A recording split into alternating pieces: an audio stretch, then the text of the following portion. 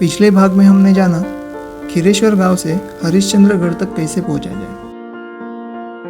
ये रास्ता सिर्फ ट्रेकर लोगों के लिए है। आम लोगों को अगर आना है तो वो पाचनई गांव से आ सकते हैं। और हमने कोकण कड़ा से इंद्रवज्र देखने की कोशिश की, लेकिन हमें मायूसी हाथ लगी। हम कोकण कड़ा पे ही रुकने वाले थे, लेकिन बारिश की संभावना के चलते हमने मंदिर का रुख किया। तो चलिए हम जान लेते हैं मंदिर की रोचक कथा और इस किले से जुड़ी हुई कहानियाँ। त्र्यंबकेश्वर के बाद ये दूसरा ऐसा मंदिर है जिसके नीचे से गंगा बहती है, और इस गंगा का नाम है मंगल गंगा। मंदिर के नीचे मंगल गंगा नदी का उगम होता है, जो पहाड़ों से होती हुई अपना रास्ता तय करती है। मंदिर में प्रवेश करने के लिए हम जिस रास्ते का इस्तेमाल करते हैं वो कोई आम रास्ता नहीं, बल्कि मंगल गंगा नदी पर बनाया गया एक पथरीला पुल है, जिसमें हम नदी को पार करके मंदिर में प्रवेश करते हैं। हरिश्चंद्रगढ़ का पौराणिक इतिहास मत्स्य पुराण, स्कंद पुराण और अग्नि पुराण से जुड़ा हुआ है।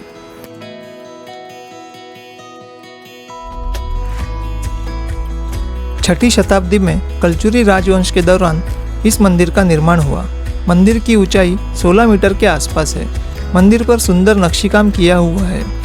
मंदिर में प्रवेश करने के लिए 2 दरवाजे हैं। मंदिर में प्रवेश करते ही 2 शिवलिंग दिखाई देते हैं, जिसमें से मुख्य शिवलिंग का आकार चौरस है, जिस पर छोटे छोटे 5 शिवलिंग दिखाई देते हैं। अनुमान है चौरस आकार का ये शिवलिंग विश्व का एकमात्र शिवलिंग है। मंदिर के दूसरे द्वार से बाहर निकलते ही सामने भव्य नंदी के दर्शन होते हैं, जो फिलहाल भग्ना अवस्था में है। नंदी के पीछे हवन कुंड और एक बड़ी गुफा है। इसी गुफा में जमीन के नीचे एक जगह है जिसमें संत चांगदेव ने 14वीं शताब्दी में तपस्या की थी।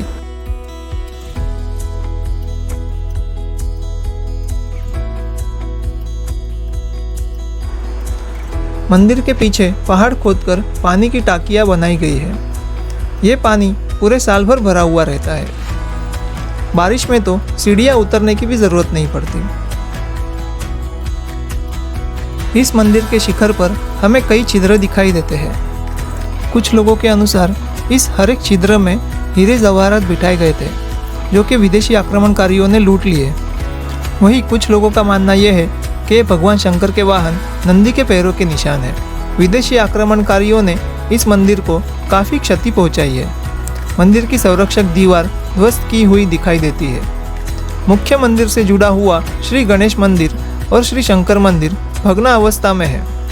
इस मंदिर परिसर में विष्णु और विट्ठल रखुमाई मंदिर के साथ ही 3 और मंदिर है, जिसमें से एक में महाविष्णु की मूर्ति प्रस्थापित है और 2 मंदिर से मूर्ति हटाई गई है।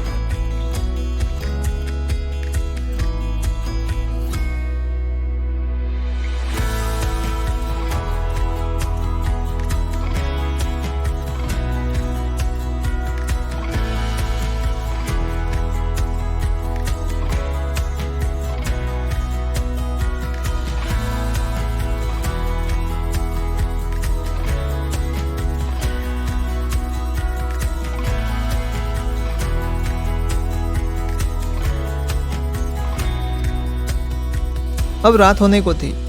आज हम यहीं पर अपनी रात बिताने वाले थे। दूसरे दिन की सुबह मंगल गंगा उत्तर दिशा की ओर नीचे उतरती है। वहीं पर 100 मीटर की दूरी पर केदारेश्वर शिवलिंग है।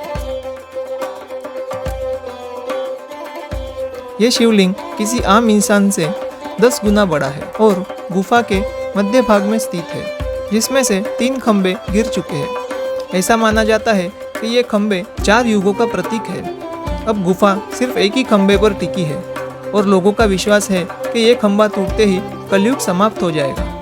यहाँ पर आने वाले सभी ट्रेकर और श्रद्धालु इसी केदारेश्वर गुफा में स्नान करके शिव की पूजा अर्चा करते हैं। मैंने भी इसी में 2 डुबकी लगाई और स्नान कर लिया।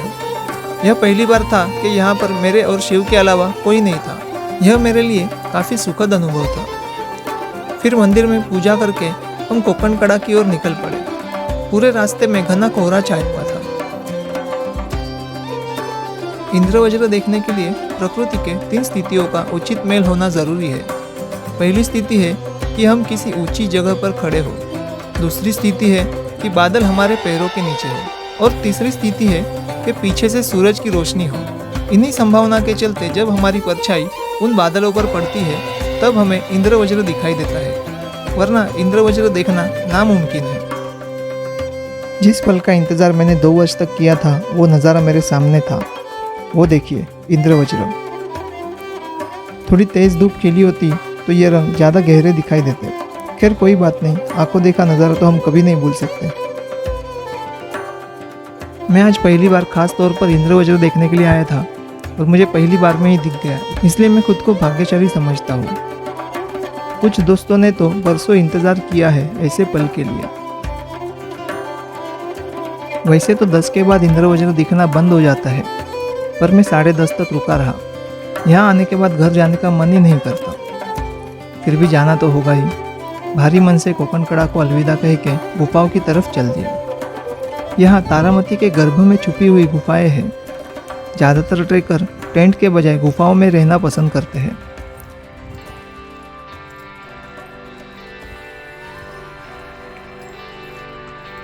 यहाँ हर गुफा के बाहर एक पानी की टाकी है। उस समय में इस पानी का इस्तेमाल पीने के लिए या नहाने के लिए होता होगा, पर अभी ये पानी ना तो पीने लायक है ना नहाने योग्य है। सिर्फ मंदिर के पीछे जो पानी की टाकी है वही पीने योग्य है।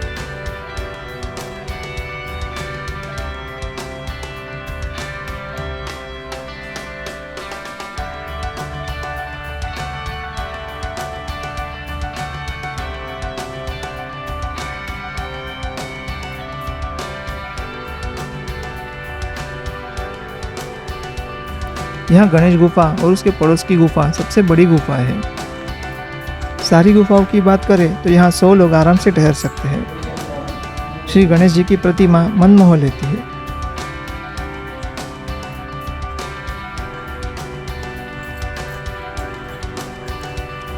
मैंने जब रेंज ट्रेक किया था तभी इसी गुफा में ठहरे थे। रात में अंताक्षरी और कुछ एक्ट करके काफ़ी धमाल मस्ती की थी।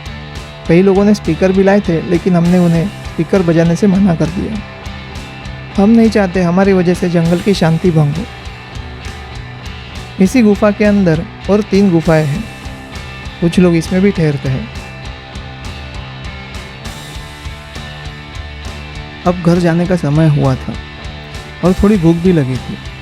खूबसूरत यादों की पोटली कंधे पर चढ़ाकर मैं निकल पड़ा घर की तरफ।